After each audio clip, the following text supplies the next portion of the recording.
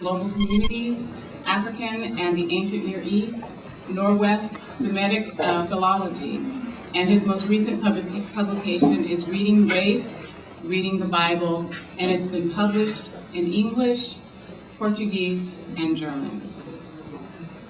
Our third panelist is Means Foundation of Ecumenical Theological Education in Birmingham, and he is a consultant in Black Theological Studies for the British Methodist Church. He is the editor of the Black Theology Journal, which is an international journal. His most recent publication includes Working Against the Grain, Black Theology in the 21st Century. Our next panelist is Robert Burns Steptoe, who is the chair of the African American Studies and American Studies at Yale University. Professor Steptoe teaches courses in the area of American autobiography, African American poetry, fiction, and drama. And his most recent publication is Blue as the Lake. Our next panelist is Diane Stewart. She is the Associate Professor of Religion and African American Studies at Emory University. Her teaching interests include theologies and religious practices of the African diaspora, with special emphasis on Black and womanist theologies. She is also interested in African-derived religions. Her most recent publication includes Three Eyes for the Journey, African Dimensions of the Jamaican Religious Experience.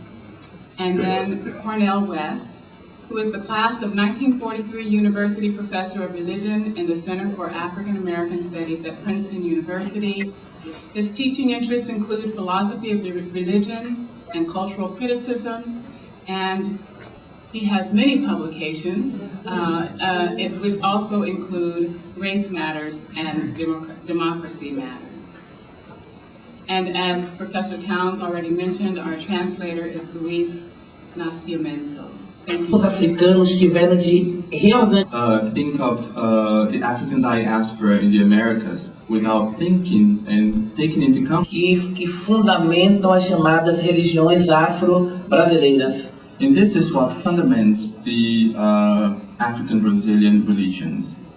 Como, por exemplo, As for example, a noção de família, the notion of family, a noção de comunidade, the concept of community, a importância da mulher, and the children, a importância do corpo, and the importance of the body, a importância da natureza e de forma especial da água e da terra, the importance of nature, and in special the importance of water, mas a importância, sobretudo, dos antepassados. and most of all the importance of our ancestors.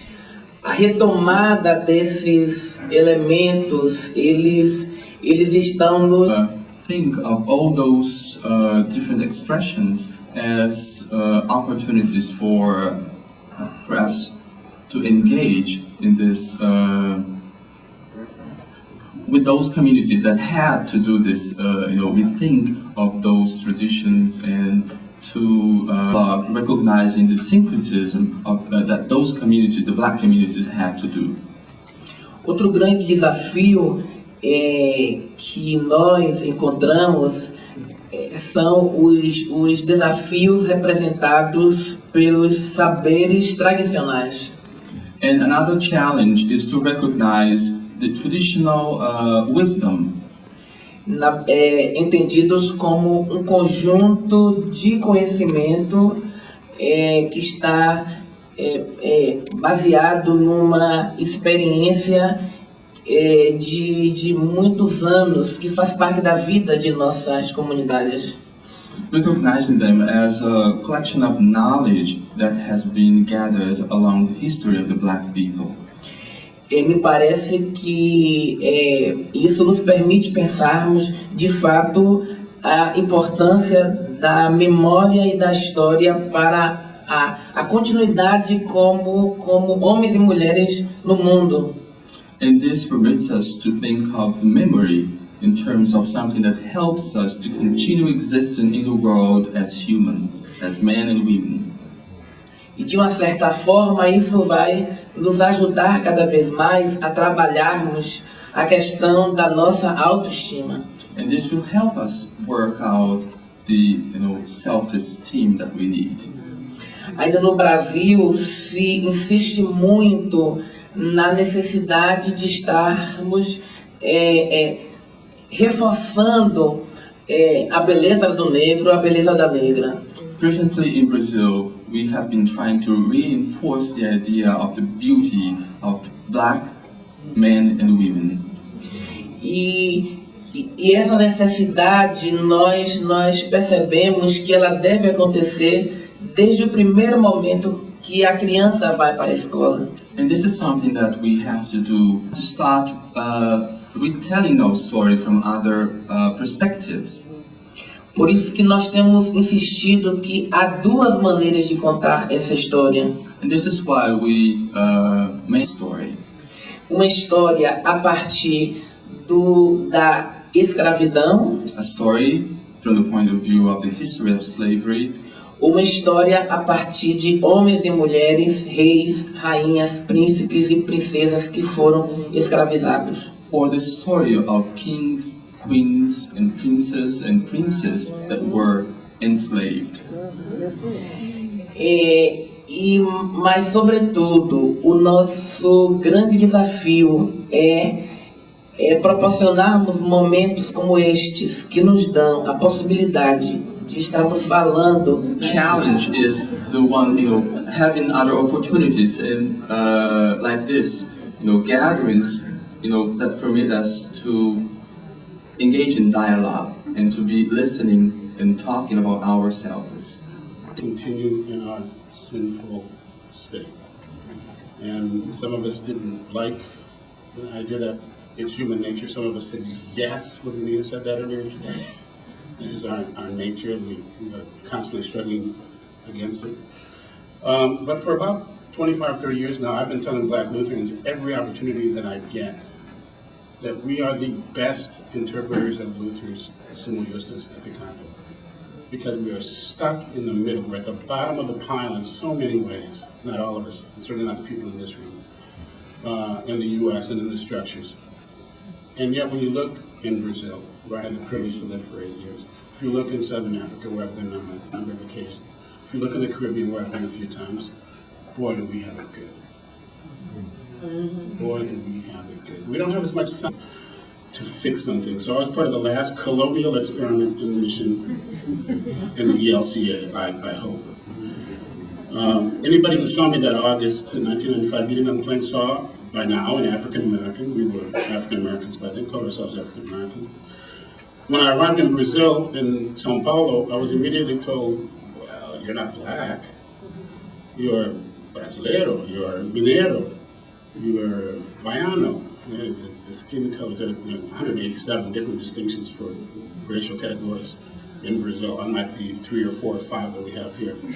And the funniest one was you're negro paraguayo, a Paraguayan black, because everything from Paraguay is counterfeit.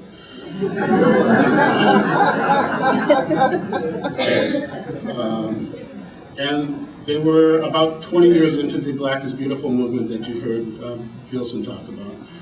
And I just, as I've tried to indicate, black means something very different in Brazil from what it means in the United States, and that's a conversation that we need to listen to, and to be hard listeners when we start to talk with Brazilians in large numbers. I came back on Christmases, and I was black again, or African American again. I went to a conference in South Africa, a conference in Zimbabwe going through South Africa, where I was temporarily black and then almost new South Africa. And then I got to Zimbabwe. I sat down at the table with a woman who could have been my cousin. And she told me, I continued to say sir to the waiter who was a black Zimbabwean. Now this is 6, 7 years after independence in Zimbabwe. And she said, why do you call everyone sir and ma'am? I said, well, it's just the way I was raised. But he's black. And I was just stunned. I said, but I'm black. And she said, no, you're foreign colored.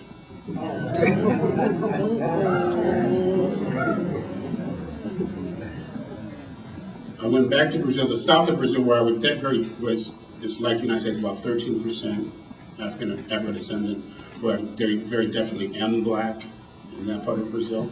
It's sort of like moving around in the United States, but still very different. And then I came back to the States for Christmas, and I was African American again. So in a matter of about 40 days,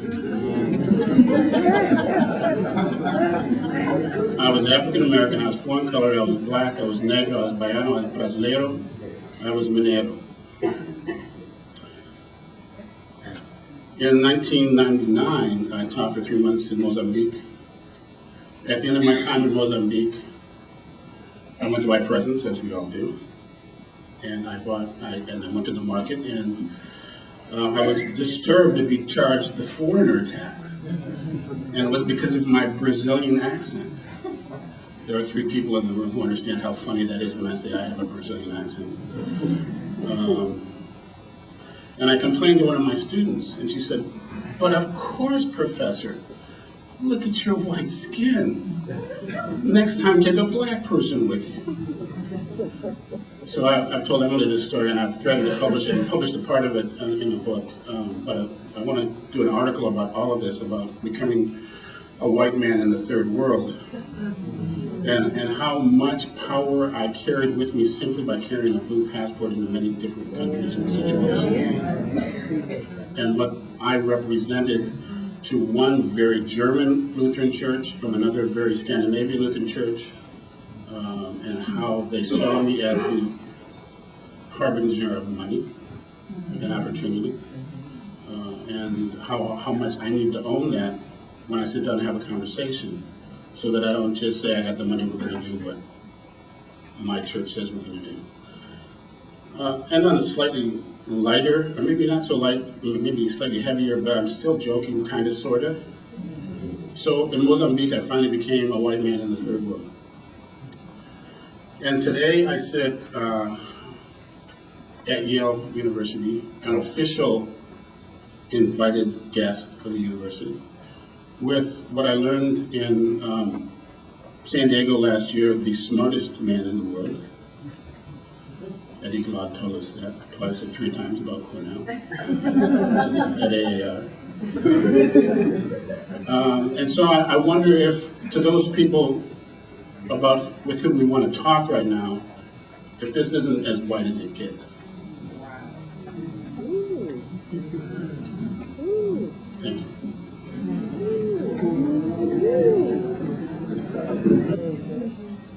I would like to approach the question of how history and memory shape us as a diasporic people by rephrasing the question and asking, how do we inevitably entwine the historical and the imagined in remembering Middle Passage in particular? In pursuit of this question, I wish to focus today on the names we recall of the slave ships that facilitated the slave trade, and on the names we've chosen to imagine for those ships.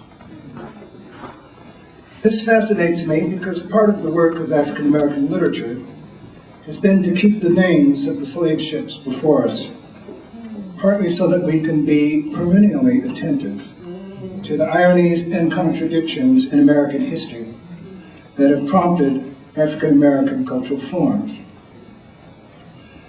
Ralph Ellison once famously wrote that in the United States, in the beginning was the Word, and the contradiction of the Word. And if it is indeed true that in the beginning, the first slave ship to arrive to America was the good ship Jesus, then we have a whole lot to sort out and to understand, and to come to terms with. Lucille Clifton, in her poem Slave Ship, goes right at this, goes right at us about this historical matter when she begins her poem with these lines: loaded like spoons into the belly of Jesus. We read those lines and suddenly become uncomfortable. We find ourselves hoping that Clifton is only talking about the belly of a boat, right? Robert Hayden lists the names of 10 slave ships in his epic poem, Middle Passage. And the first name is Jesus. In this poem, the accent and context situate Jesus as Jesus, and as Spanish, an obvious reference to the Spanish slave trade that befits a poem that concludes with testimony from the Amistad case.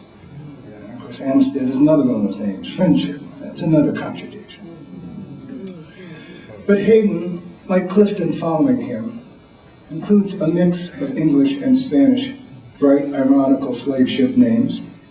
His list including, in addition to Jesus, Estrella, Star, Esperanza, Hope, Mercy, Desire, Adventure, Tartar, Anne, and Bella J, as well as Amistad. Since Emily Towns asked me to make a comment and not offer a paper, let me just go to a list of slave ship names. I want to read about 20, maybe even 25 of such names.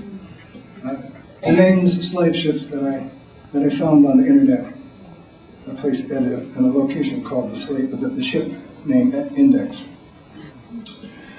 All of the names that I'm about to read are English names, but they are enough to make the point that we remember and imagine Middle Passage by handling, if you will, the names of the boats. Here's the list I want to share with you. Just take each one of these in, please. Actress. Agent. Budget. Whose budget? Calypso. Here's one for all of us as we think of history. Cleo. C-L-I-O. How about a slave ship named Columbus?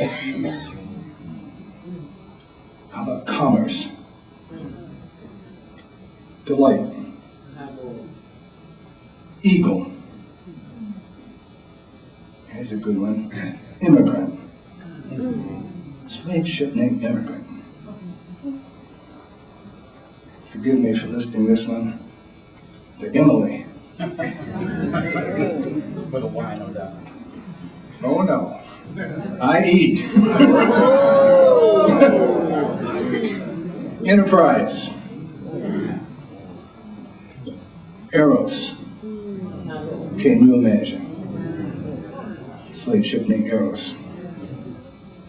Experiment. Felicity. Fidelity. Good Hope. This one's gruesomely honest. The Harvest. Huntress. Intelligence. Jefferson. Lady's Delight. Lady of the Lake. Lady of the Sea. I don't know what she is. She might be listening to something. But this is so unique because they never do the same again. And she just got here a couple of years ago. It's really something. Good God Almighty. I also want to recognize my dear sister who's going to be president of my beloved institution, Union Seminary, Sister Serene Jones. And this is really important. We're going to talk about black religion without talking about James Combs, James Washington, James Forbes, Dolores Williams, Professor Stewart. It goes on. What a rich tradition. And we're moving to the 21st century. We want to make sure that the caretakers of that institution acknowledge the degree to which prophetic religion in part is predicated on those institutions that wrestle with people of African descent and how we make sense of the world. Last but not least, of course, I want to acknowledge Tavis Smiley, one of the few celebrities who uses his power as a form of service and love for black folks. Mr. Tavis appeared in the celebrity world. I Other times it's an ego. Still keeps track. Still wants to serve. The question itself, how does history and memory shape us as a diaspora people? I said to myself, well, I just need to reread Beloved. Yeah, I need to reread Beloved. See, that's our Earth text. See, why? Because we really tried to engage in those unspeakable things unspoken, and those unutterable things unutterable is to acknowledge the degree to which, for black people especially, history begins with a catastrophe and a series of catastrophes that pile wreckage upon wreckage. And the question is, what are you going to do with the catastrophic? What does it mean to be on intimate terms with forms of death, and a death-ducking, death-dodging, death-denying civilization like the USA? What does it mean to live in close proximity to terrorism for 400 years, and then live with a nation that believes that the history of terrorism begins in 9/11?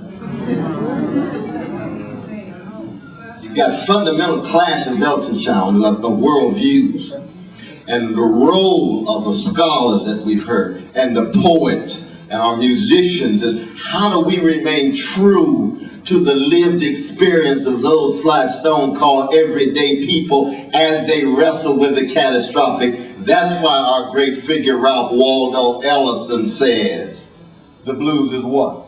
Autobiographical chronicle of a personal catastrophe expressed lyrically. And we could add, with elegance, with a smile, with resilience. How you gonna keep hope on a tightrope? How do you not surrender to the white supremacy grounded in white greed that devames black bodies and exploits black labor and denies black rights? The white supremacy that tells black people every day for 400 years, and especially the 244 years, black love is a crime. Black history is a curse. Black freedom is a pipe dream. Black hope is a joke. You better accept this Negroization all the way down that leads you to hate yourself and violate yourself and be so scared and be so intimidated that you defer to the powers that be because you feel as if you are not human, you're not an agent in history, you can't make a difference. And how is it that black folk in the midst of that kind of catastrophe can still forge a love against the law? Because when you love your mama, you don't want her to be treated like she's just a breeder in some capitalist project that generates profits. When you love your child, you don't want them to be sold from Texas to North Carolina, and just keep tracking them to make sure that as they move forward in their trajectory, you have some influence and they move from the mama's womb to tomb. Black love is a crime, because if you really love black people, and we don't have enough scholars who really love black people enough to tell them the truth about themselves in such a way that they can be empowered in their wounds and their scars and in their bruises to deal with that, because we as scholars are just as wounded and bruised and scarred as Jamal on the corner and Letitia around the block.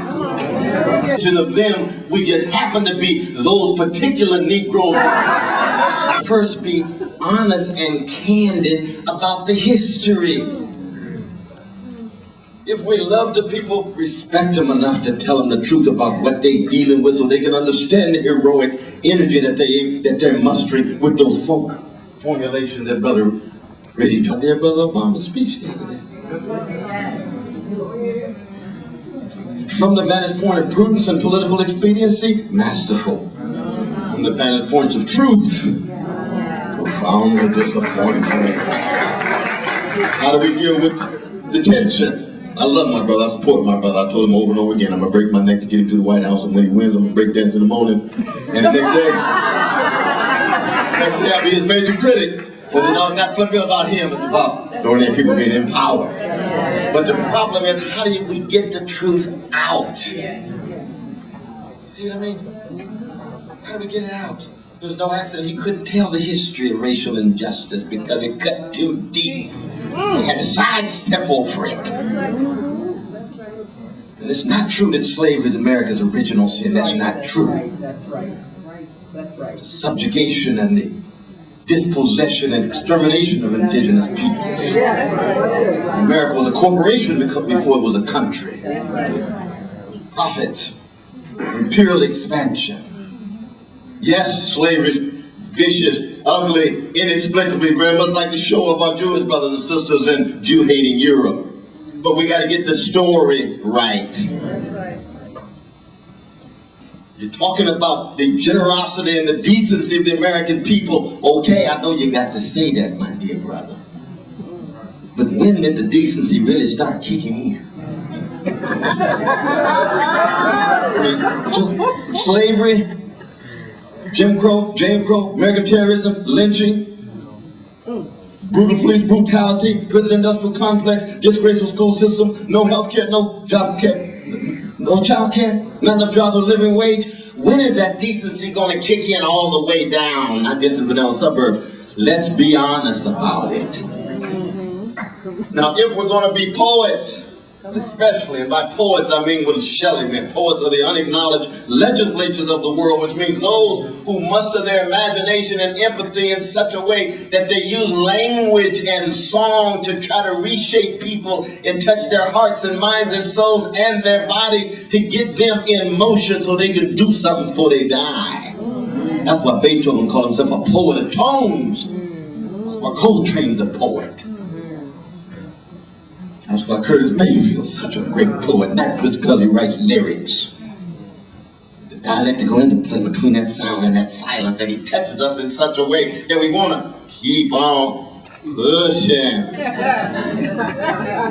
How can our scholarship ascend to that level so it becomes so empowering and enabling and ennobling to everyday people, not by pandering to them, but telling them truths that push them up against the wall, but do it in such a way very much like Stevie Wonder's songs in the key of life. And it shakes folk in such a way that the best of them can come forward because you believe in them enough to give them the benefit of being wrong as well as right, but they feel the love in the words that you use, in the books that you write, and the humility that you do it in because you love them. That to me is in part what we have to teach, not just each other. I think that's what we something to teach the world, the history and memory. Because the memory is traumatic. You cope with the trauma. How do you get elegance, sophistication, refinement? How do you get Lester Young out of trauma? How do you get Billie Holiday out of trauma? How do you get Bob Marley out of trauma? We haven't yet to dig deep enough to answer that question, though Toni Morrison getting close. And Ellison Baldwin and a few others close, but the others who enacted. What a challenge. Let me stop there because we have to have time for questions and queries. But that for me is the beginning of a conversation about this crucial question at this magnificent conference, headed by that magnificent woman in the town.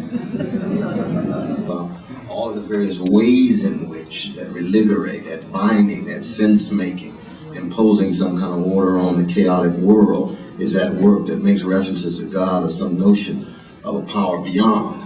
You got Coltrane and Howard Thurman. Nobody know what they were. They just love folk. They ecumenical in some special space. They're not Christian, they're not Judaic, they're not Islamic, they're not Buddhist. They just Howard Thurman and John Coltrane. But the thing is, you got a lot of different kind of Negroes trying to make sense of the world. And this is one of the few conferences that acknowledge that, even though it's true that we don't have our black Jewish, black Islamic, black Buddhist, black spiritualist folk all represented. You can't do that kind of conference and pull off the high quality that you have because it's not just a matter of numbers, it's a matter of trying to get some kind of spirit in the dialogue. But I do want to accent this crucial role of plurality and heterogeneity in black religious practice.